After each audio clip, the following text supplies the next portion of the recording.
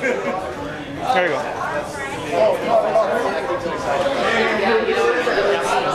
Who are the OGs? Hey, who are the OGs? So her question is, who are the OGs? All right, I'm gonna clarify this because there's a 1980 street racer over there with a Honda. All right. To my opinion, the OGs of Honda drag racing is this four guys: Asper, Bautista, Fuchs, and Madrazo. That's the OGs of Honda street racing. We can argue about it, you can tell me your point, and I can tell you my point. Here's the original story. We'll go back beyond 1990. All right? Have you guys ever tried growing up in the 80s as an Asian kid? Going to school? Yeah, so it's like, getting hit up?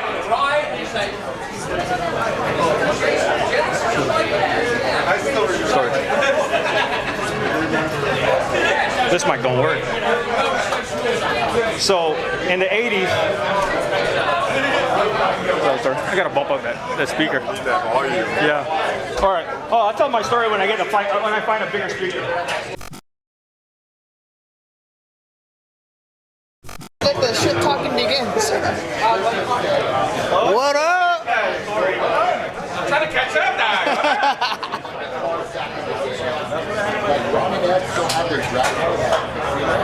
He's a pro over here. Hold on, there's a rookie stuff. Hold on. Oh, what the heck? Send me an email. How have you been? What are you doing nowadays? You're kidding me. Nice. Who's next? Who's next? In Vegas. In Vegas. My son. No way. Oh my goodness.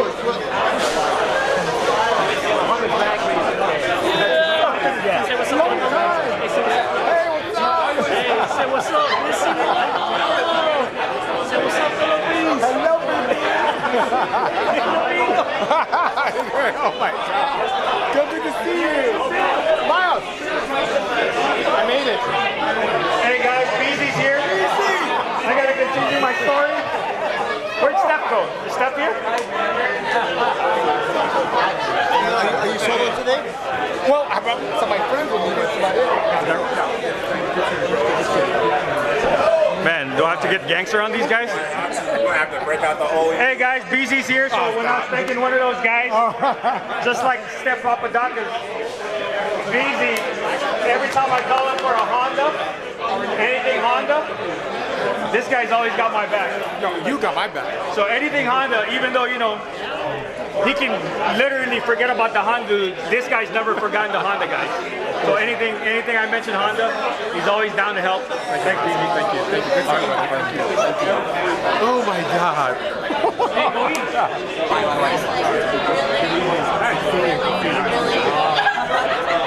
Not enjoyable. Good. Good to see you. How you going, dude? Long time no see. Yeah, it's been a bit.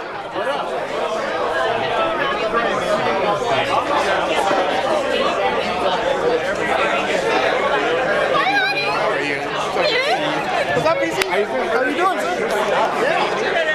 I don't know, he just winked at me. Love you. Where are you nowadays? Just a local. Good. Hello, sir. How are you? Good, BC. How are you doing? Hell yeah. Hello, Mike. What's still keeping up that fake He accent? gave it to me. Well, he had it in his car before it was covered up. And he's like, oh, I gotta get rid of the thing. And I'm like, never knew anything about it. I grew up as a rotary kid. I live my life dealing with teenage emotion now. That's Hey, you know what? No, I'm just kidding. She's a cool kid.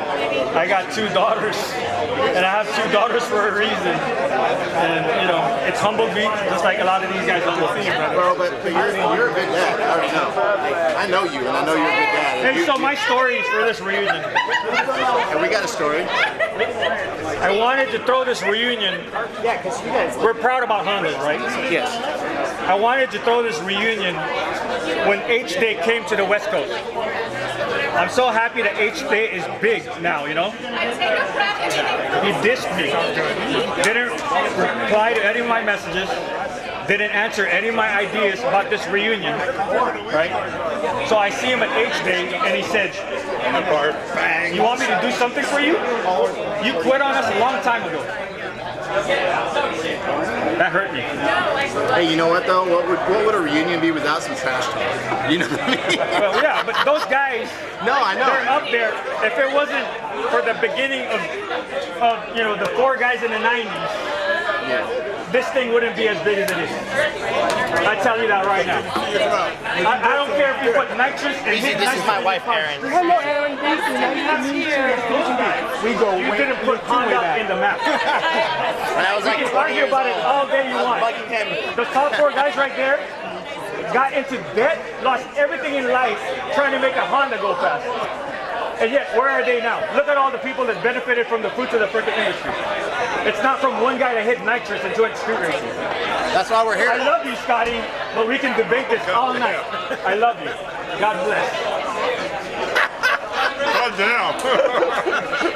Hey, What would a reunion be without a little bit of trash talk? yeah, We'll yeah, make a lot yeah. of trash talk. You know what I mean? Wait. Hey, Dave. Take a couple of shots more, buddy. Let's go. Come on. Thank you, boss. But hey, at the end of the day, no matter what, like, even back in the day too, we've always been friends, right? We're not just friends, we're family, right? No matter what, the trash talk, the rivalry, the fights at the track or whatever, at the end of the day, we were into something very special, and we were family no matter what. Let me get to the point where you got to. Oh, get to the point. So when I was trying to say the story, because it was kind of loud. So growing up as an Asian kid in the 80s. Wait, you're Asian? Well, I argue that Philippines is an island. I argue that Philippines is an island, keep it's going. not part of Asia. No, but I argued about these two, right? I said Filipinos are islanders because it's an island in the Pacific. And then we Googled it. Philippines is one of the largest Asian countries, whatever. It's all right. I lost that battle. So let's talk about growing up as a kid in the 80s in LA. Before it was called bullying, the first Spanish, that's got to be Charles McLeod. Hey, Bro, we got your whole story on Burning Tires bus cats too. We got a great podcast with Miles right here on Pepper the School Bus where we talk about his entire backstory. It's phenomenal. Probably, actually, highest rated bus cast right now. Was it? Currently, yeah. Oh, wait. The number one shit talker is here, but she's a puss when it comes to saying it in front of the crowd. She just showed up, ladies and gentlemen. Lisa Kubo. What she said.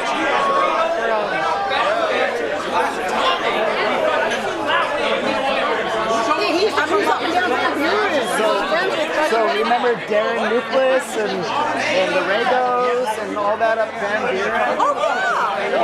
That was their best friend. Oh, jeez. Because that's what we learned. Yeah. Well, off of Van Buren. What was your street name? But it was like Van Buren Circle.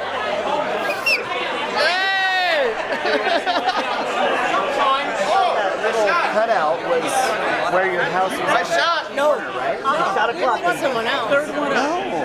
Yeah, we got the third one. By Del Torio's. Oh my God! You guys actually got Fuchs to come out? Yeah.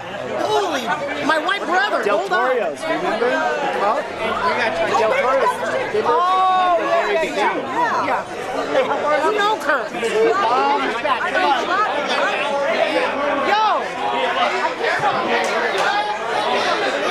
Oh my God. Yeah, stand up. My sister's here. How you doing, dear? Long time no see. Where's the sexy Gary? Oh, he doesn't even care. My sister. How you been? Yeah, but still look good. Good. You know, we gotta do what we have to do, you know? Good seeing you.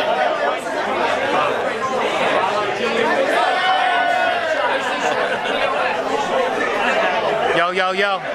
I'm only one drink in. I'm still normal. I'll see you in a minute.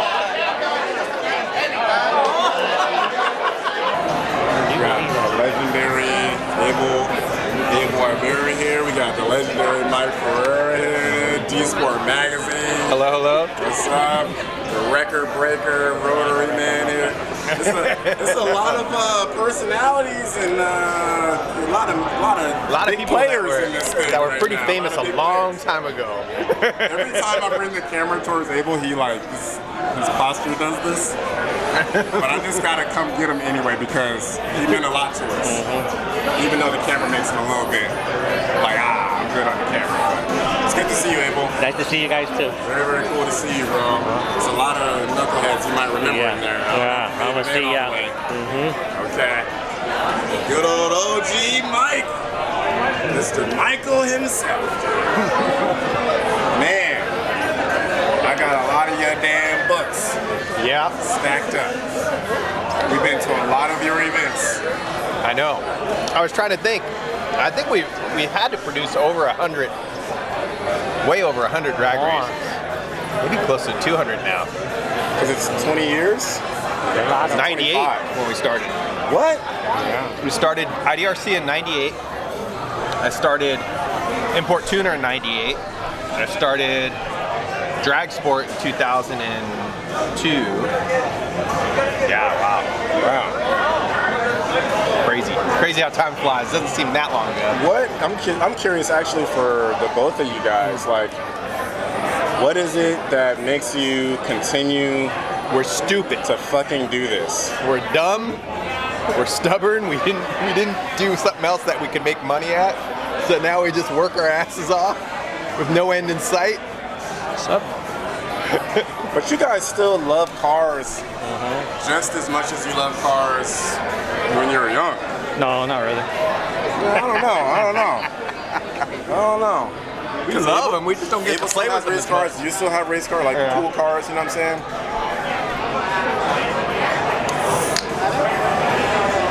And then for you, like you fought through the whole transition to digital. Yeah. And you kind of like stuck to your guns. You know, that's. Yeah. There's something in there. There's a meaning in there somewhere. I don't know if we'll get it tonight. We're going to be doing the digital stuff. It's just a matter of being set up to do it. So we moved to a new location now, and the machine shop and engine assembly area is actually going to be also a studio. So we'll be able to create content easily. I see. But we still have to staff up and get the right people, you know? Yeah. We can create great content, but we're not efficient at doing it for, you know, all the different channels that are out there, you know? Right, and trying to drop every week and multiple channels. It's a lot. We got to get into that, but I think once we start on it, you know, it'll probably take us, I think we'll get it tuned up pretty quickly within like 3 or 4 months, and then it's just a matter of, you know, being able to just continually do more and more, and yeah, it's fun. I mean, I enjoy teaching people about, you know, performance, and it's funny because there's so much bad information out there, and I love to just disprove the bad information. And you know, I mean, years ago everybody's like high compression, high boost. I'm like, no, you don't want to do that. You don't want to do that. And now it's like it's taken almost 10 years for people to come back around, you know, and but yeah, I mean, stupid things like that, you know. There's other guys like never stop working, like doing the events. Yeah, and you know what I mean? It's pretty cool because we get to see a lot of different things. You know, we get to see, you know, the drag racing in the Midwest, drag racing on the West Coast, East Coast, and for what little we still have left here, you know. But just that performance community that's out there, it's different, you know. Like when we were doing it, we had to figure a lot of shit out because the parts didn't exist. You know, nowadays it's like you go and you buy a car and you buy these parts and throw them on there and, you know, reflash it and bam, you got an 8-second, 9-second car. You know, it's like we had to work to get that fast. You know? So it's a little different, but I don't know. It's scary though to think how fast some of these cars are to go out there and street race. I mean, shit, if you had a 10-second car back in the days, you were pretty fast. Feelings. You're the fast guy. Yeah, you were pretty fast. Yeah. You know, high 9, low 10-second car, you were you were kicking ass back then. Now it's like that's nothing, you know. And Right. Got to have at least 1,000 horsepower. yeah, the streets aren't. Sub-10s is, Yeah. you know. The streets aren't any safer than they were before. Yeah, you know? yeah. So, I don't know. It's scary to be out there. You know? On the business side of things, what development is going on that you can tell us about? So for this year, we've got something a little bit different, where it's going to be. Once I drop season. It's going to be like a project-based content rather than, you know, hitting, you know, a monthly doing this, doing that. You know, it's going to be kind of like, here's a project, here's the goal, and we're just going to create as much content to start from point A and get to point B. You know, and we're going to be doing that this year with my R33 GTR, which has been kind of like our flagship. Right. And I haven't been able to. I haven't really touched it in the last. I was looking back. It was like 2015 was when I first broke into the 8s with it. Yeah. I haven't really touched it since then. So there's been so much, you know, technology between then and now. And I mean, you know, on the other people's engines and stuff that we've done and stuff, I really think we can keep the car fully streetable, but get it down into the 7s now. So that's going to be the new goal, you know, on radial tires, through the mufflers, E85 out of the pump. Going to run a 7-second time on it. That's impressive, I mean. Yeah. Again, my memory goes back to 10s as a street car. Was fast. Now you're talking about 7s. It's gonna be pretty crazy. That's going to be insane. Well, thanks for your time, Mike. Oh, no problem. Appreciate Thank you. Appreciate you. I'll see you. You know, I'll be at Verona when you host another Okay, one. okay. I'll be there. Ain't no thing. Oh, I feel like a king. Oh, I feel like a king. I don't know where I'll end up. All I know is I'll never stop building. I ain't no thing. Oh, I feel like a king.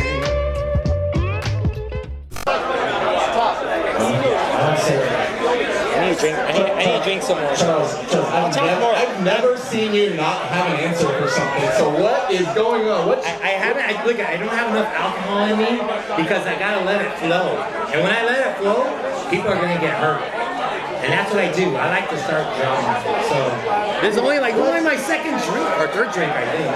You're like behind. Don't worry. I'm gonna grab the mic. I'm gonna grab the mic and jump in the pool, or I'll tell everybody my story. You better start drinking because look at Miles. You're behind the power curve, okay? You gotta let VTech kick in a little bit, bro. Yeah, right now I'm on the small road right now. Don't worry. It's not popping yet. All right, Dr. Charles Madrid here. What up, Brandon? What's up, Doc? How we doing? Hey, another day in paradise, big dog. Another day in paradise. So we're here at this event.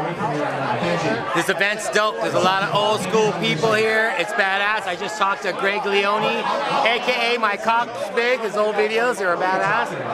And then over there, look at there's Kenji from Grevy. Yeah, he's fast. He's got cool cars, but we can beat him. It's okay. But it's good talking to Roger. We got Harv. We have Stan. We have fucking Harvey. We got Billy. Everybody doesn't know Billy, but that's Billy, aka Jason Mahoney. But and there's that long hair Greek guy over there named fucking I don't know Kurt Gordon, I think it is. But yeah, there's a lot of old school people here. It's badass. Mr. All-Naturals Kurt Gordon. Look, he's got hair. Look at that hair. Look at that hair.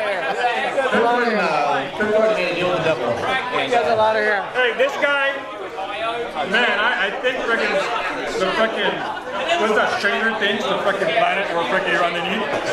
Talk to I us went about from it. here to there, and this guy, he came in mad from the beginning, so now I want to see him mad and talk shit. No. We're gonna see Kurt mad and talk shit. We're all nice people today. Speak for yourself. I got the mic. I can be whatever I want to be here. Miles, we talked about this. Oh, I got look. You know what I want to hear? I want to hear BC cuss. Oh, wait. We can probably put money on that. And we're going to take out their pocketbooks. We're going to put some money and get it makes you to swear on camera. What's up, Mr. Kurt Gordon? I'm Mike. Just love being here. See all of our peers that we can shoot out in. Alright, so what got you the street racing?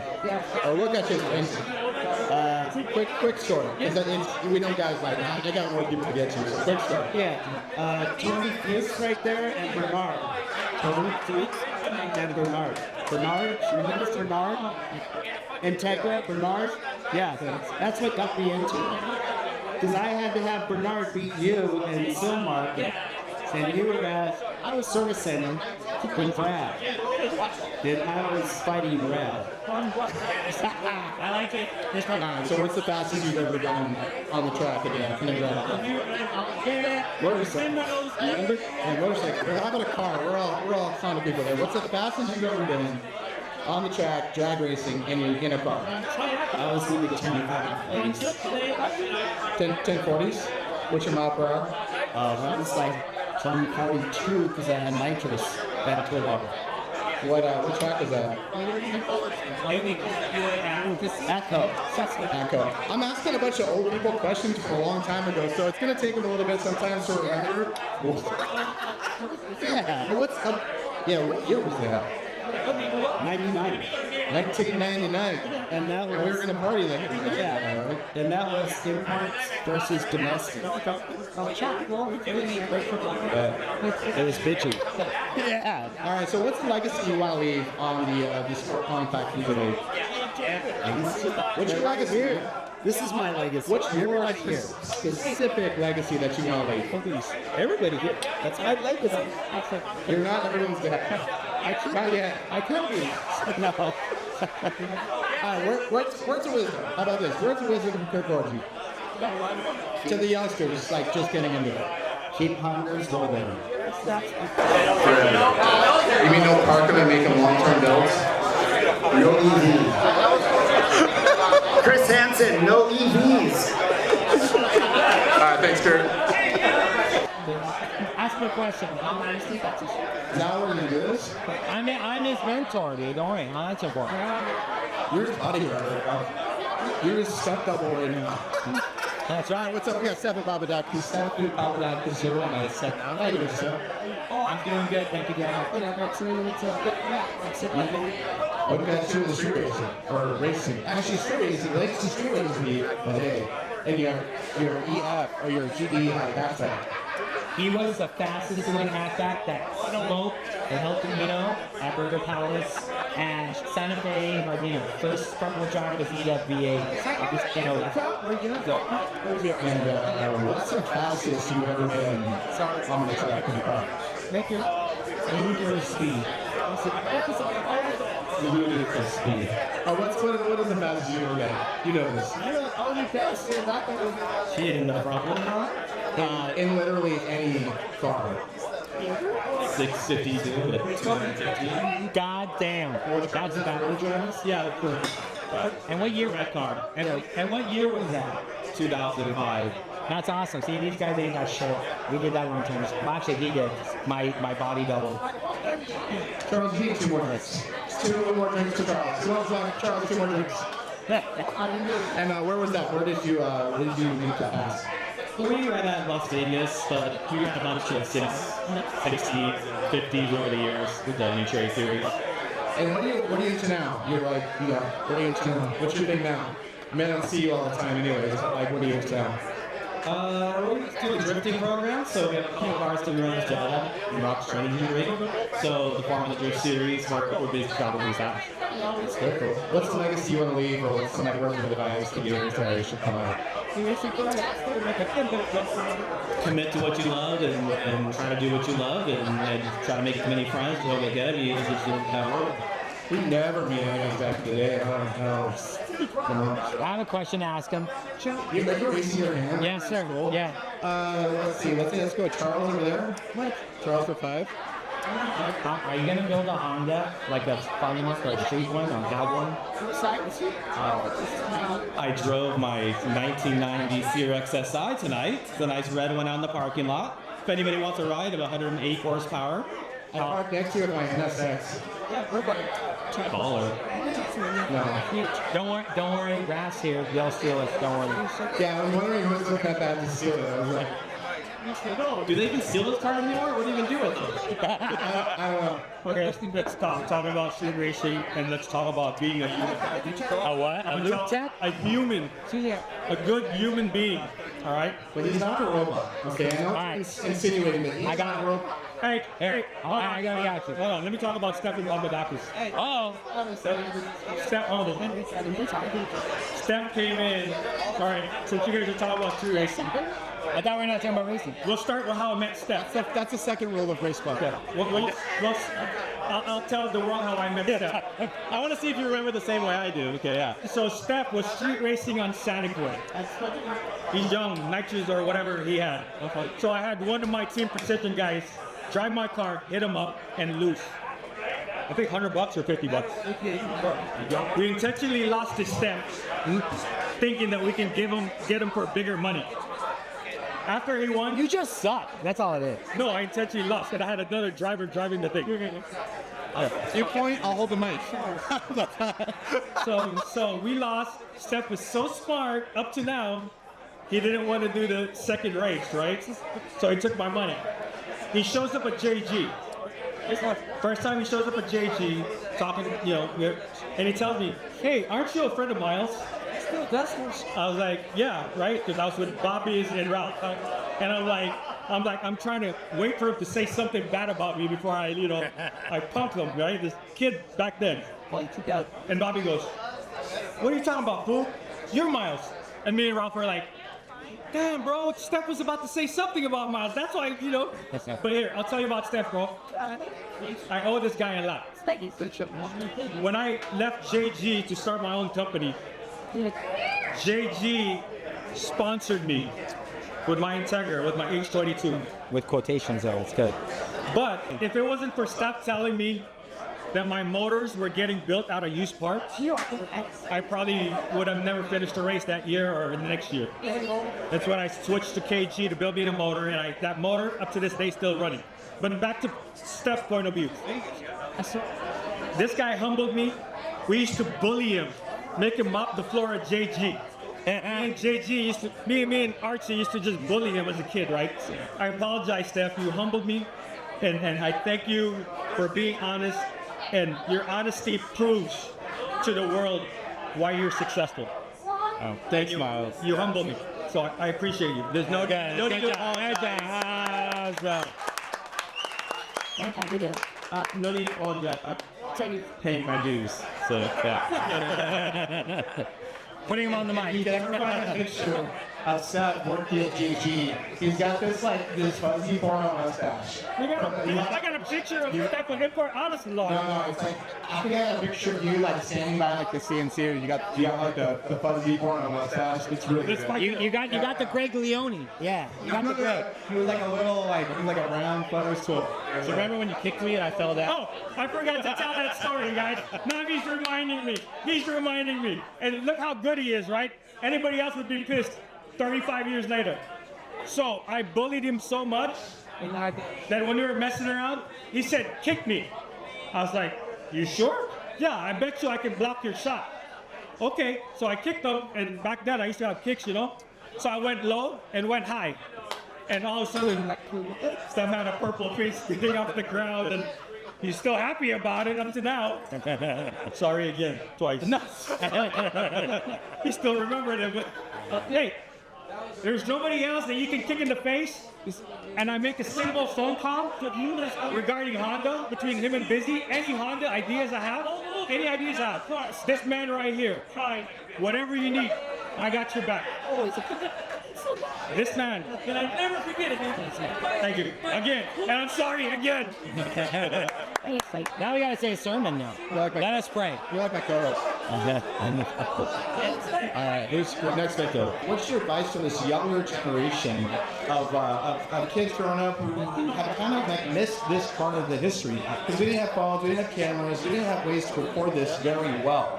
So what's some of your advice? I mean, it's hard to say because in California you can't do it with this. You can't build a car, you can't go street race, you can't put nitrous on a car, turbo, anything with California. So hard to say what they can do, except there's no tracks in California. My advice, don't do drugs, stay in schools. That's it. Not Hogan's advice? Right? No, hey, you don't look this good, never smoked, never drank really, and never did drugs. Same here. Sexy white guy, see? Yeah. 36. Where's Archie? That motherfucker's old right there. He's 25. And Mark Jr., he's old too. Alright, Tony Bruce. Appreciate your time. No problem. Happy you're here. Thank you. Happy you guys are here. Next victim. Woo! Archie! He's scared. You look at him, he's sweating. He's sweating, dude. Archie's just taking a street.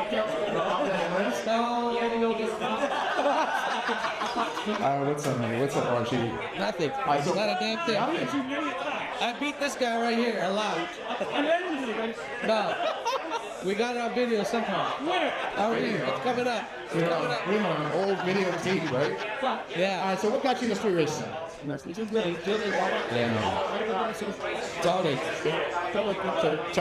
said he's still in the street racing. Yeah, Tony, I started street racing because Tony beat me.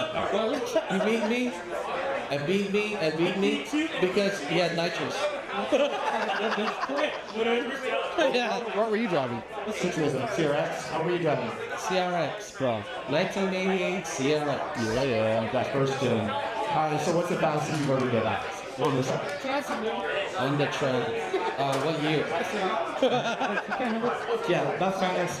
What year? But what's the fastest you ever done? What's your best time? Well, what's your mile an hour?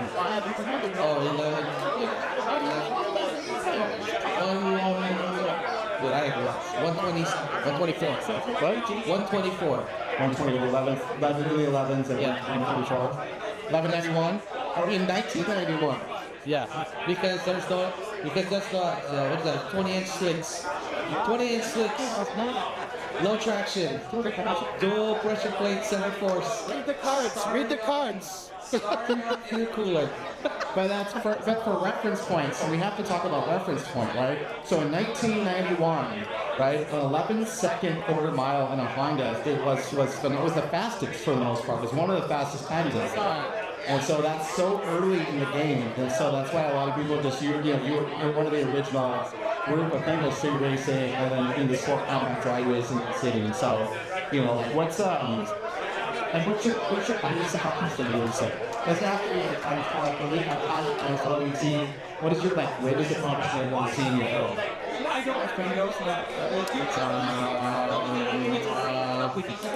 don't know, just being a part of it.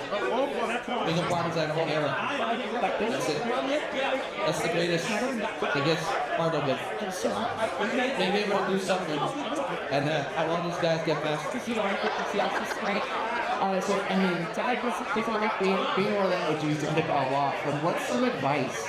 Just saying you're speaking of the next generation, there's still perpetuating, Hondas are still oldest. We got all-wheel drives, we got really fast cars happening now, and so, but there's another generation coming up who might not know some of this stuff, might not hear your words, so what kind of words would you say to after back through time to talk to the next generation? I'll never forget your roots. That's it. Don't forget where all this stuff started. Spotted. Spoken of this world in Alright. Who's next? I don't have to buy some new stuff. Junior. Come here.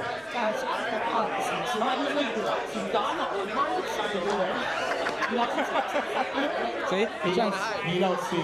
How about he does? Come on.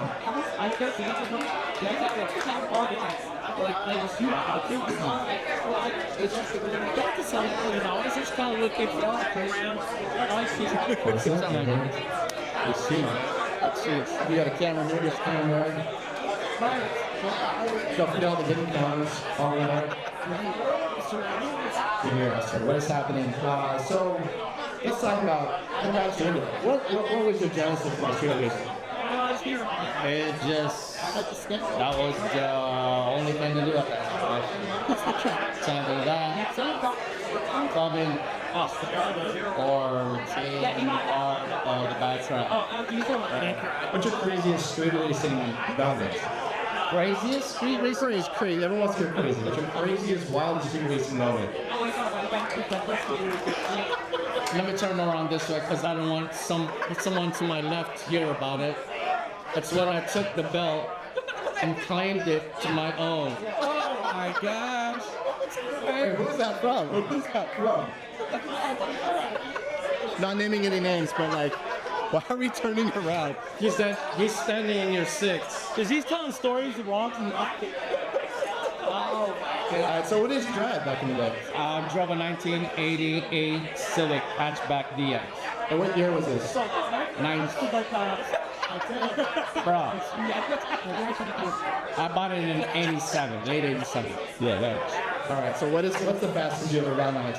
The car was 1181 at 114, I believe. I'm not that sure. So what year? This was in the early '90s, right? What? Early '90s, '93. Yeah, I believe 93. Which was a record breaker for sure. Yeah, it was back then. Yeah. Very cool. So what's your like? What do you feel like your greatest accomplishment is? The greatest accomplishment?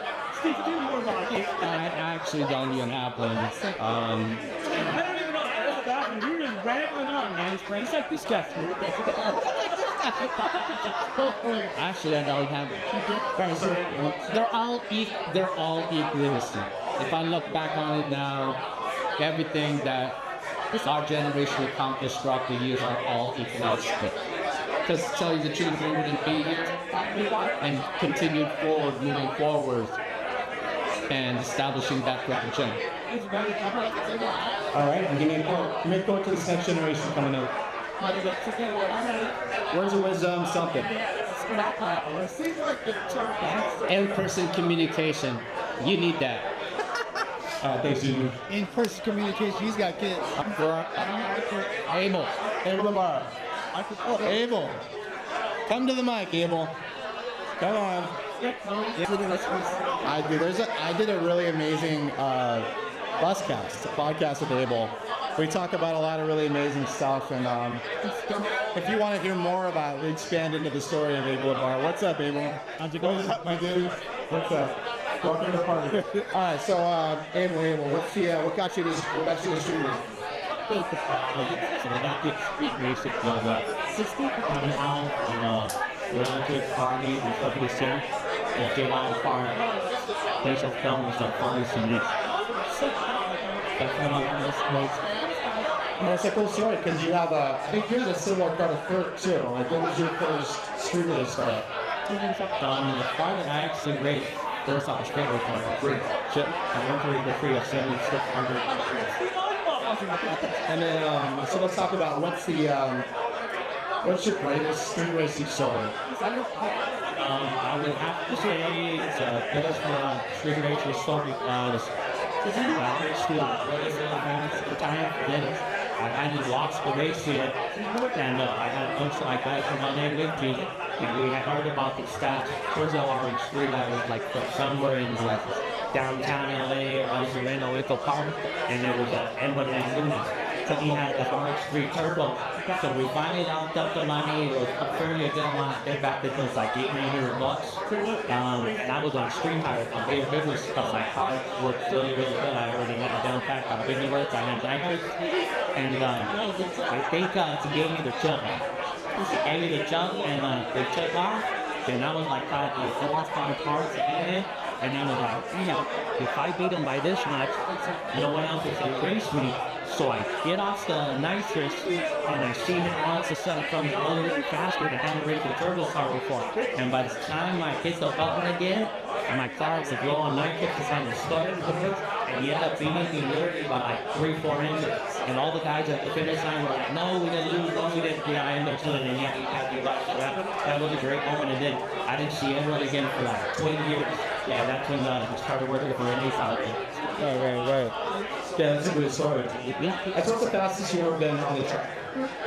670, 315. And what year was this?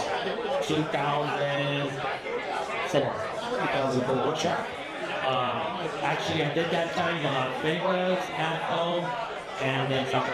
No, that's right. You had a pretty consistent car. Yes. Alright, so use the words of wisdom for the next generation coming up. Well, either stay in school or get good people on the race. You should have treasures. And without money, you're not going to do anything. Alright, so your car ain't no crime. Who would you race right now? I race everybody. Nobody wanted to do that. How back then was my vodka. No, not 20 miles. I had to do exhibition runs, so nobody wanted to race. I remember that. Two-step story. Tell that story. Oh my God, here we go. First two-step story. Being told to ask about two-step story.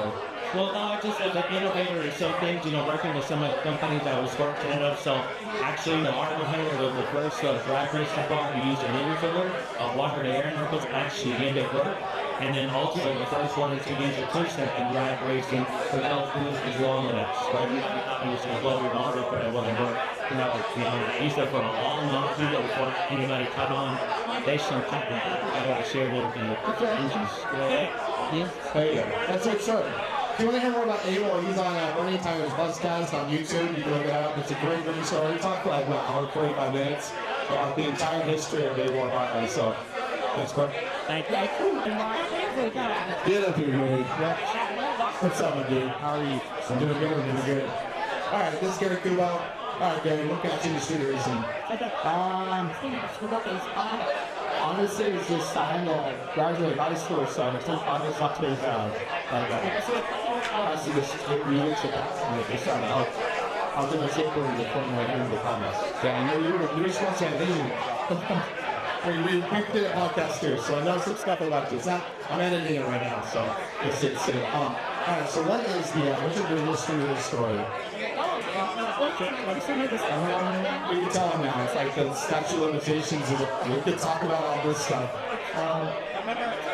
I was say, I didn't really sure it's like kind of just like I feel like I've seen you in street race. Like in the green Civic in Baldwin Park on that weird street by the school. Like I've seen you run that car. what is it? I think it was on Kellogg. I raced on a Duster one time. Yeah, because after we never had slug off, and then it was like, rocket works so hard, but otherwise, good.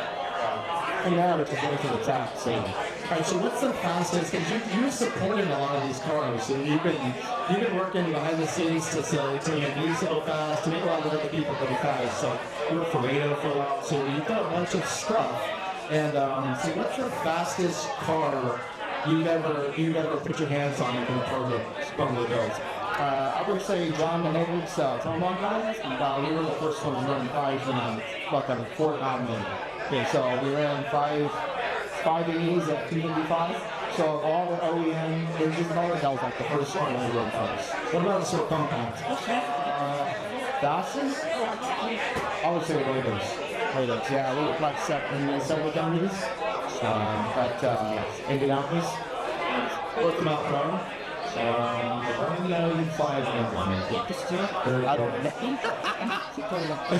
know, I'm asking a lot of people, like, hey, what was this? And they're like, it was fun, it was the band. 4 minutes later, no, we're all getting old, it's okay. Alright, so what's the, what's your advice? Like, what's some advice? Because you've considered a lot of cars. There's another generation coming up. What's some words of wisdom or advice, but like, some kind of words you want to put out there as part of your legacy to the next generation?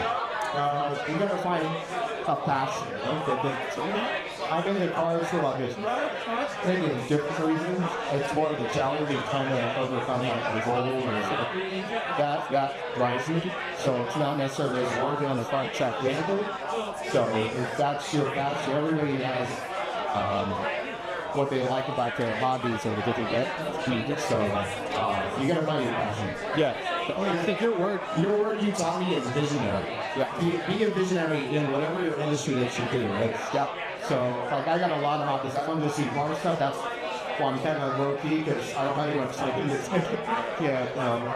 Skateboarding, playing head, and bar stuff, some bodybuilding stuff. So it's like time is very limited. So I know that a few blocks are gym and try to get gym on. There's only so much time in the day. So. But that's what drives me. I like the drive and the shine. It's the see where we're going. Yeah, bro. Let's just say, where do you see this industry going, or where do you see like not just sport compact drag racing, but like in the sport compact scene, where do you see it going? I think the technology side's coming in, so that's I'm like kind of a techie guy, so like the traction control, implementing AI with like the tuning. I think in the future we're gonna have like an AI bot tuning apparatus where you can literally set it and like, say go to a track and all the parameters for like weather, track conditions. You can basically just manage your bot and it'll run the whole system for you. The beauty of that is I'm a big Bitcoin fan, so it's very like non-biased, it's fearless. So you have total control over the system. You don't have to worry about, say, someone stealing your data and walking away. If it's a peerless system, you own it forever. So for the future, like for racing motors, you don't have to worry about like a crew chief leaving from this race team to go to another one and stealing all your that's eliminated. So I think the future is adopting that because there's a lot of people using AI to cars now where you're just the owner of the actual program, but if you set it up right, it's automated. That's a great perspective for innovation too. That's like something I literally never thought about. So if you think about it, that's the future. So now anybody can implement that and get a car built up. It doesn't have to be someone that just knows. If you buy that technology, you own it. It's not, it levels out the same. And we see that in manufacturing. We see that in a lot of different areas too, not just the tuning, but tuning, yeah, would be phenomenal. Yeah, so I see it a lot in finance, and I'm heavy into the finance side, so I could see that technology implemented on the car side. Because you're building layers of systems, and you can actually tell it what to do, and you're in control. AI kind of freaks me out too at the same time. Like I love the innovation, but I'm waiting for that like knock on my door, I really draw call love. I'm just waiting for that. Yeah. I guess it depends how you set it up. If you set it up to take over, it will, but if you use it to work in collaboration, it's very powerful. I mean, once it becomes kind of a self-aware sensing being, you're then. That's up to you. If you set it up to take over, then everything but Miles continuing to say stuff. Hold on. Hey, let's take a break from drag racing story. Hey, I need all the OGs on this. The OGs that's got a name on this board, I need to line up because my expensive photographer's meeting. So line up all the OGs that had their name on this board. Line up. We're gonna take a group picture. Let's go. Oh yeah, rest in peace, Sean Carlson up here too. Rest in peace to Sean Carlson. All right, hold on. Okay, as this crowd gets heard, all the white people to the left, and everybody else's to the right. So let's just get this straight. So only Tony Fix and Greg and Tony and Steph. The white people over here. And Harvey, you over here. All the other people can go over there, okay? All right, we're gonna take our own picture. We're gonna hang you. And we're gonna put all the ball guys together too. Just so and Steph, you have a white person white responsible. Every car crew here has that one token white boy. I guarantee you that's $60. Everyone. All right, to make it fair, all the people with no hair go to this side. All the people with hair go to this side. All right, let's go. Line up, guys. Miles gonna go over here. You know hair. So I gotta go with my. There's a lot on this board. Miles, get each other. And this guy right here. Get it front. I love. Yeah, get it front. Get it front. Who's grabbing my butt? Ready? 1, 2, 3. Where's the belt, Junior? Where's the belt? Where's the bell, Junior? Yeah.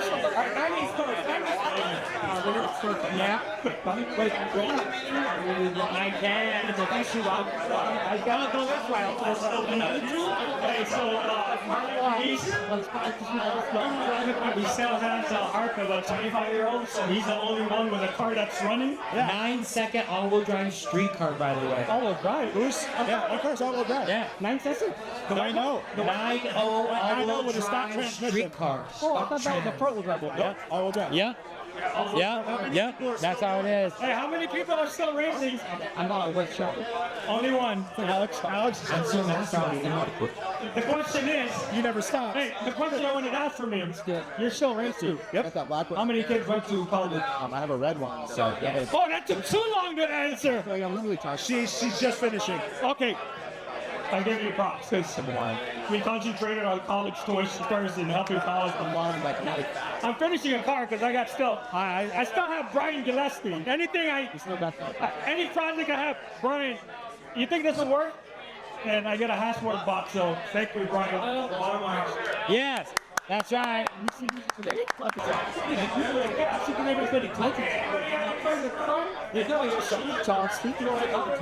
know why? Because none of you guys want to get schooled. Excited keyboards. I got K. K is the win. Who is the first week for selection to go on that position. Oh, yeah. Well, they would like to be that because they're bragging about 1220. That's what they let the secret guy. So they agree at first.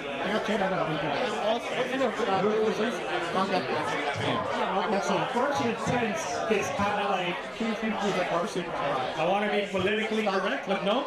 The first 10-second car is actually Darren Shitani. It's a Honda Service Center car tuned by John Goodall. David Shee was the first 10-second car. Shut the fuck up! See? Wicked's trying to be wicked. Wicked, Alex, hey, James, Wicked's trying to be wicked. Warrior! Warrior! I said there's only that one token like one. But, so Wicked, David Shee ran it at an event. But we tested Baron Ishitayu Sharp before the event, and it went 1080 and 1060. But David Shee hit it first at the event, so David Shee on paper on the red wise. Okay, first one to go 9. First one to go 9, my new best friend. Right there, the most humble guy that didn't want to put his name on his board, Stefan Papadakis. Yes, but give him credit, Chad Berger was the first to go 9 on a full body hog. I remember that. Fury bodies, oh yeah. With a Willy bar, he invented the Willy bar. So my chassis guy, when I got the CRX all done out, it's not very Jack Reagan, he just like CC top guy. What you got today? He goes, you want that thing on truck? What's the Willy bars on? I said, I'm not gonna look stupid putting a Willy bar on a four-wheel drive car. Chad Berger also showed up with Willy bar by himself. And kicked everybody's ass. The next battle, everybody had Ron Scalise had stolen go-kart wheels as a Willy bar. Tony Paolo, up to now, they're only doing Lambos GTRs. Tony Paolo stole me a shopping cart so I can have a Willy bar in Texas. That's how it goes with the place. Alright. So we covered 11, 10, 9, 8. Lisa could probably answer that question. Lisa, who's the first 8-second Honda? Gary Gardella? Ed Bergano by 2. Actually, Billy Gary. Football. Second question. Who's the first 8-second Honda? Chris Reno and River City Raceway. I quit on 9s. I quit with 919 because I didn't have transmission. We need to go to the east. So this is that Maryland track is they really prepared that track. It makes it sticky all the way down. If you have an 8-second low 820s here, East Coast when we used to go at Palmdale for automatic 410 when I go to English stuff. Full base and back. He's right there, brother. I need to break that. Break your skin down. That was easy shot. Yeah, I was so but the thing that killed Impact Records I was fucking, you know. He just came off the show. Lisa, come here, man. You still eating? I just felt. You're just sorry about that. We used to be teammates. MBLK, right? Yeah. I would fly in Friday, and she would have my crew during the week, Thursday or Friday. I'd fly in Friday, right? So we would go for steak and lobster dinner when I got into town, right? We get the bill, like our crew, our team crew. I always treat my people good. Mom knows that. She took me to Petrillo's. We get the bill for steak and lobster. But Lisa said, I didn't eat. You paid for this. Let's help with the car. And I'm like, why? She goes, I paid for last night. I asked the guy, what did Lisa feed you last night? Pizza. Pizza at Petrillo's, but here I am taking steak and lobster dinners. She didn't eat, so she didn't want to split the bill with me. She fed the guy's pizza at Petrillo. Back to the question. The question. I don't even know what the question is now. Oh, cool. So I've always been. I realize. There's a answer slide to I know it's really shit right now. Yellow in all that stuff. I know it's 10,000. Oh, cool. I mean, take this for example. Okay, General Motors had $4 million to sell roadruns. And General Motors. Brian was there. I just stopped playing. And in the very same house, those guys are the cheaters. So I was like, I always think about it. I always say, I'm still not many people are saying timers. Yeah, timer fucking industry can say, oh my God, if you had to cheat to beat you, it's just like that shitty shit that everybody did. Think of the money. My thing is that they designed the Google stuff. So it's the family game. They basically call to sit in the back. Right? So they were the big shows, so they started to put it in a tray. So of course you got this. General Motors decided to go to the alligator for it. And John says I was going to be there for a driver. And then when it came to deciding, I was at the salary because I was a 20-year kid. So I got Jim started when it came down. I decided to be the first driver for General Motors. They were the teams, and that's when I met that. We said I just hurt myself here. My team got me here this week, so I said, Can I get this off my chest? Can I get this off my chest? Yeah. So, 2003, when they were getting all the videos, we was the hottest game in 2001. We made a big mistake for somebody's last camera. Turbo Dance gave me a driving job. They said it's a 7 job. So I stopped because I don't want to compete against GM against my own standard of being a hot According to I tried to throw this ring at so they make their lobby a disc deal that will apply to my ideas, which is like, this is my idea. And he said, I got both. It's a mistake. It's like, now there are backs down. I just found like pretty fast. I think it's like $7 with back them with the back so my manipulation.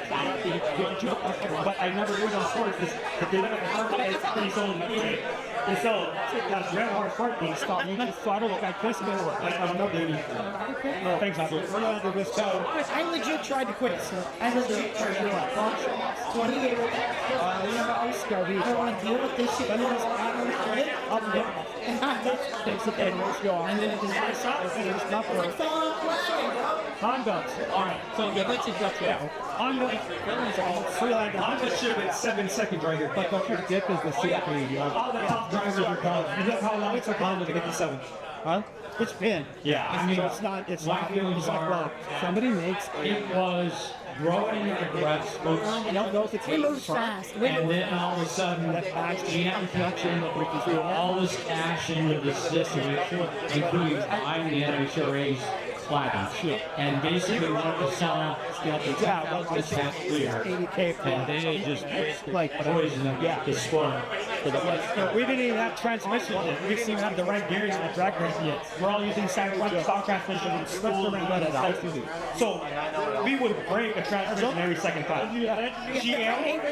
GM brought in an 18-wheeler with motors and transmissions, and they're changing motor strength every round. You know, they used to bring it, they'd always have to park on top of us. They always, and would piss me off, and then bring this, and this rig come up, was it San we were somewhere, rig comes up to Florida, we were in West Palm, rig comes, drops the $65,000 engines on the ground, and I'm just like, what's wrong? Like, ours was like $8,000, we were just and we're still working around. I'm not surprised to get this. Burger Knowles would have been perfect because you're a little too expensive off this year. I've never seen anybody get fined or freaking disqualified from that guy, but now instead of Burger Knowles and Charles, it kind of allowed them to have to get to these guys, and it's so it was like, I feel offended. It's lower than the Brian, come up with a bag. Who was the first guy to go 200 miles an hour? Disconnect on the big end. The Cardinal. No. I would imagine it's Doug. That Honda. If you look at the mile per hour. Oh, okay, that answers your question. But I'm still thankful. Okay, wait. I did 200. Okay, Brian, I'm the first guy to roll. Who was the first guy who went 200? It went 16. Like this time with a 15 and a half. He's a 6 cycle for you, Brian. Yeah. You look at I'm the first guy to roll a Honda 15 and a half times in $178. Oh, 7 months. And with the talk. $255. Baby, ain't no thing. Oh, I feel like a king. Oh, I feel like a king. I don't know where I'll end up. All I know is I'll never stop, baby. I ain't no thing. Oh, I feel like a king. Nice to meet you, Lisa. Pleasure. Nice to meet you, so.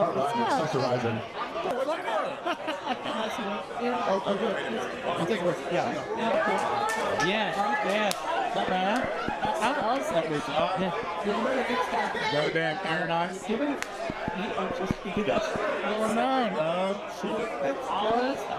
Charles.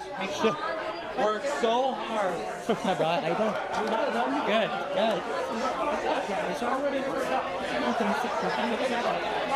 Hey. Yeah, ladies, but you know we're here.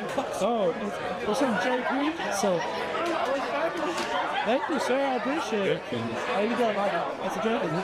Something, bro. Put that shit down. Let's have some fun. Look at this guy. Look at this guy. My bro. Fucking looking great, bro. Fuck yeah. Yeah. Everything good?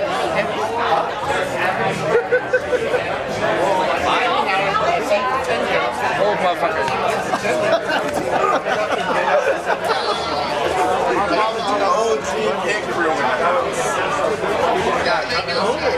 There's a lot of people looking into this lens that won't know your impact on the industry. Tell us who you are, what shop you're in, where it was located. Too many. In the year. The year I can't remember. But pit crew with Dr. Charles.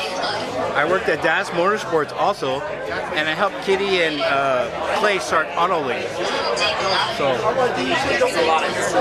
Those are actually super key and influential shops, especially for the time as well. Yeah. That kind of dictated the industry in a lot of ways. Yeah. Talk about that Das, pit crew. Who was coming into pit crew in those days? Yeah. Like, what kind of guys were walking in there? Like, some of the names, some of the like influential names that people might recognize. So I was going from Dr. Charles and Chris Hansen. Chris Hansen was there. Mike was just starting to take over, and every single team was rolling in. Either getting parts from us, and we were building some of them for their other team, their teams, even though all rivals didn't care. Okay. We wanted a competition. So we're getting into it. We're getting warmed up now. Oh yeah. So I'm a little bit younger than you guys, right? I was watching all the action, right? Stands. Yeah. We were out there 16 years old, street racing. You guys are all this now, right? But I remember vividly looking at magazines and seeing many cars with a picture sticker on it that was rivals. Yeah. How did that work? How did you bring in customers? There's gang members, there's racers that don't like each other. Everything. There's guys from territories that work with guys from that territory. Exactly. They all come to pick because we had the love for the race. I didn't give a fuck if you were black, brown, half-breed, whatever. I didn't give a shit. I wanted to see what you can do against me. Even though I built your car or whatever, or he built your car, I didn't give a fuck. I want to see who can fucking drive. It's 80% driver, 20% car. Because I've seen motherfuckers smoke 5.0s with a bucket, and I'm like, how the hell is that possible? The guy with the bucket is pushing everything he got, his skills, to make it happen. And sometimes, you know, shit happens, and the dude's just like, what the fuck happened? Okay. You know? And then, I get it. And then for us, it was really hard because the V8s were just picking on us left and right. We were rivals already. Talk shit to each other, want to fucking fight, whatever. Anything. Didn't matter. Then the gangs came too, and it's just like, okay, pay up. Well, fuck you, I don't want to pay. What are you going to do? Alright, nothing we could do. So the next time you show up, we're going to race you, or we'll be prepared. It was one way or another. And you guys were located in an area that was, well, let's just call a spade a spade. The time period you're doing this, the era that you're doing this, it's a dangerous era. Yes. I tell people all the time, it was the most fun, exciting, scariest time of my fucking life. Because when we were doing Terminal Island, your brothers were there. And we roll up, and something happened to our car. I'm like, oh fuck, the basketball team walking up on me. Hey, what am I gonna do? Hey, what you got in the car? I was like, a little something. Want to race a rotary? Sure. Which one? That one? I'm like, the Trailer Queen? Mine's a street car. That's a Trailer Queen. I'm gonna lose. I already know. There's no even need to try. But if you would like to go on the freeway, I'll let you go first. It's still a race, right? Guaranteed I'll smoke that rotary. See, we have to give a lot of credit for Big Willie from Brotherhood Racing. Right, he fought for us so hard to have that track for us because they wouldn't let us. I mean, people were on the street racing. He wanted everybody to be safe. So that was Big Willie's thing, you know, just keep everybody safe on the track. And he would tell everybody, oh, Paul's going to race Dale for 1,000 hot dogs. They're going to line up right now. People used to race for money. Yeah. And it was safe because they would have an ambulance and everything now. It wasn't like in the street endangering lives. So he did a good deed for us. I mean, we can't forget about him. I mean, he did pass away, rest in peace, Willie, but he did a lot for us. Yeah. Wow, that's crazy. Yeah, I don't know if you knew that, but I've never heard stories about how big, like my dad and my uncles raced Mopars and Vets and stuff, right? And they were at Channel Island, Signal Hill, right? They'd be out there racing. There's some brothers out there, right? Yeah. But I never heard a story where someone's mentioned Big Willie supporting the imports. I've never heard that before. He's a ex-Green Beret. He was in the Vietnam War, and he just kept fighting the city, like, open this track. We want our kids safe. We don't want to see people die anymore. He was the voice of the whole California, trying to get everybody to go there.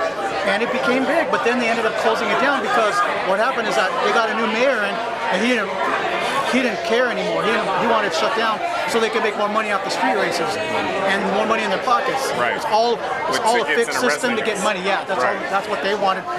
And Big Willie still fought all the way to the end, you know, until he couldn't fight no more, you know, and then that was it. That's kind of crazy. So I give him credit. there's essentially a union because let's just be honest. Imports started, the Asian community launched imports, in my opinion, right? You're at Channel Island, Signal Hill Racing now. There's a little bit of unity actually that happened. To bring in the imports and support the imports and say, hey, go race the cars. How was that? Because you're being bullied by all the time. Everybody. All the time. You're being bullied by VA guys. It's game related, right? Racist shit too. Racist shit, right? I mean, it was just like. So when we started building, talk about the challenges to like. It pushed us to the next level. So what we did, we started turboing our cars, nitrous, and then after that, a lot of hunters wanted to race me at that time. I became up there with Tony Fuchs and all the Archie and Miles and, you know, all the guys up there, all the OGs. We were racing for money at the time. We got to the point where no one wanted to race us no more. So I started going after the V8s. And all the hunters, oh, want to race for money? Like, no, find me a V8, I want to race a V8. So I raced all the V8s in Silmar, you know, beating most of them, and then I went to Camarillo, raced some there, beat them. Then I couldn't race there anymore, so I had to go to Glen Oaks, and then I had to go to Ontario, a whole different county, 2 hours from my house where I used to live in Valencia. And then we used to make a name out there, and then that's when all of us became scared. I mean, feared at that time, and like, oh, be careful, man, those little 4-cylinders are fast now. And I just would want to just shut them up because they were like, oh, look at this tin can show, this little lawnmower. Oh, you want to race some money, man? Let's go. I was always instigating it to make them race me because they would talk like, put your money on your mouth, let's go. Right now, then a lot of them go, oh, I don't got money. Like, dude, you're the one talking. I'm here to wanting to race. You're saying my car's slow. I just want to show you what's up. That's all. Let's run. And then some would walk away, some would take it. I would even race for gas money just to get home. You know, just to have some food money. You know. And I'm Kurt Gordon, and I approve this message. Oh, he actually helped me build the motor to keep up with the guy because I was garage built at the time. I made the first Quick 8 with all the guys in '97. Was the biggest thing that had all the fastest Hondas in the world battle each other. People from all over came over. And if it wasn't for him, I don't even think I would have been placed there, you know, but he helped me out a lot. But yeah, I became there. I placed on 8th place in '97. I'm up there with Dr. Charles Steffen, all those guys. And then when he helped me build a faster motor to keep up with the guys, I was only running low 12s. That's when I hit the 11s because of him. And to this day, that motor still runs. But it just smokes, but it's out of the car, but I'm gonna put it back in. But it lasted that long, 1997. It's perfect. It's perfect. It's a Honda. Yeah. It's perfect. Stop talking crap already. No, look at he gets here. He's talking crap about a 50-year-old motor. You know, this crazy white boy was the fastest white boy with a full-size 4Runner on the bottle. And smoking people? He had the fastest nitrous car too at the time.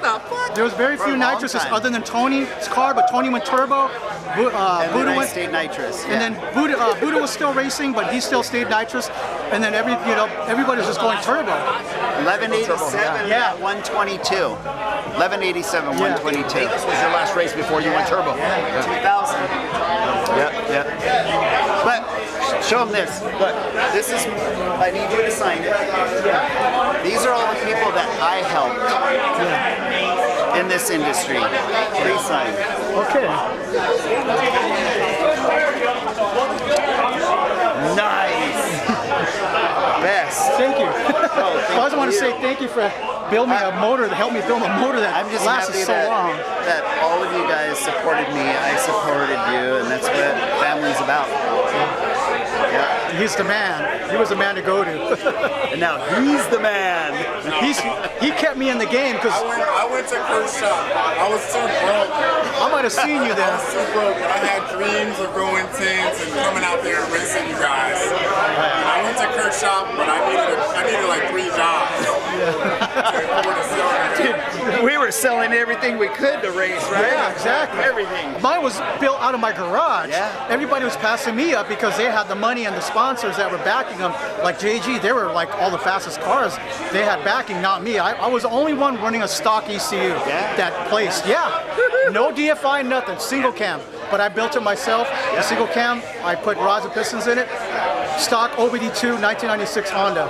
And broke a record with a stock ECU. Yeah. 1221 with nitrous and turbo. So we were just joking about missing links. I didn't have that. I had check valves. And check valves. I had check valves. Yep. I had check valves. We were just joking about I was the only one in there with the single cam. Everybody else had Ellis's and GSRs. He knows. He was there. But I made it. I couldn't even believe it. I'm like, I made history. I'm like, whoa, I'm the only one with a stock ECU. And everyone's, you're not running DFI? No, I can't afford that. I live at my house. I live with my mom and dad, dude. I work at McDonald's. I have to save my checks to build my stuff, dude. Sorry. I mean, but I got to do the best I can. That's the rules we had. Run what you brung. Yeah. Do what you can. And everybody was secretive at the time, too. Nobody wanted to let it. And then he was, their car, the team prototype, was the one that broke the first 1082 with their Travis CRX. I'm just putting that on the record because I was there. I have it on video. And I might just give you the videos, have you post them. I have hundreds of hours, I'm telling you, hundreds of hours of it. Nice. It's a lot. They're on 8mm tapes, VHS-C, DVDs, DVRs, you name it, the little... The problem back in the days, we were like this with the camera, so I don't know how you That was only one of them, but the rest, that was in the beginning because I was on Red Bull, I was on Vibrant, everything, you know, I was all trying to stay up the battle, man, you know. Yeah. 3 days, no sleep, prepping the cars. Yeah. Fucking, I get up on the line. Bang! Oh shit! And then RPS is the one that built their car, team prototype.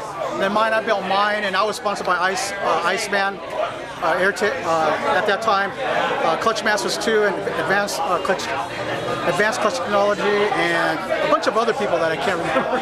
It was so. But okay, made the Super Street cover magazine on a sport compact car. The first turbo 96 Slam. I only had the car 2 months, 3 months, and then they put it in the magazine. And at that time, it had Miles Batista. He's the one who invented the HF manifold from the old CRX and made a custom plate, and I mounted the turbo to it. He's the inventor of that, so I have to give him credit for that. He got me in that magazine and everything, and all the speed. Yeah, Miles has a lot to do with it. With the turbo stuff. You can tell me if Miles is the person that made that adapter plate back in the day for the HF manifold, and you slammed it you put it on. and then boom, you just hang up to your feet. I called it. I met him at the street races a while ago, and I said, "Hey, do you have a turbo manifold?" "Oh yeah, I make them." Like, really? So I bought one off for $40. Oh, that's a plate. Like, yeah, I made it on the lathe. It blew my mind. Like, I put it together. I was turbo already. Like, I couldn't believe it. I didn't know that. Yeah, and then you put the wastegate on the top. It had a thing to mount the wastegate. He already welded a flange for the turbo wastegate. The which one was it? The Turbonet X. Yeah, the old school one. The big round one. Yeah. But yeah, I got quite a lot of pictures. I'll show you the one, the popular one here. Where is it at? Peter Yem. Peter Yem. He's from Lucky 7 Racing. He poured all my heads. His sticker's on there. I have to give him credit. I actually remember this version of the car. Yeah. Legitimately. Yeah. Got the Iceman sticker on the bottom. Is that what it is? Yeah, I remember this car. Yeah. This is freaking cool. Yeah. I recognize faces. Oh my god. But yeah, Peter Yam did all my porting and everything, and he sponsored me and took care of me, so I have to give him credit too. And everything else was on me on the street tuning and everything. At that time, they didn't have wide bands. We had to go on the street to do a pull the spark plug out to check it to make sure it wasn't leaning out. There wasn't little bits on there. Put it back in, turn the fuel up a little. And we had fuel management, you know, it was hard to tune it, man. We had to use octane boosters and everything back in the day, or race gas. That's how we did it, you know. There was no EC like that. Exactly. I had to do everything by trial and error. And you know Valencia, I lived in Valencia at the time, my parents' house. I had to go to Crocker to test my car and make all that racket just to see if it would run. 2 in the morning, 3 in the morning, come back, straight downpipe, driving back home on slicks. People thought it was crazy. And you probably remember my car driving slicks to the Silmar Street races. I was always there, racing bikes and everything. I have all those videos too. And you know what? I'll proudly. I don't talk shit, but your dad. You know how many times I asked him to race me when he had a Scirocco? he switched to the Honda side because the Scirocco, the Honda boys were picking on him too much. Right? Yep. Scirocco. But you wouldn't race that guy in the Green Rabbit that was super fast. Who's the Green carbureted guy? I forgot his name. Chris. The Green Rabbit. White Rabbit. Fast, dude. Chris with a White Rabbit with a Filipino girlfriend. That guy was fast. I would remember Chris. That's all I gotta say. Ready? Ready.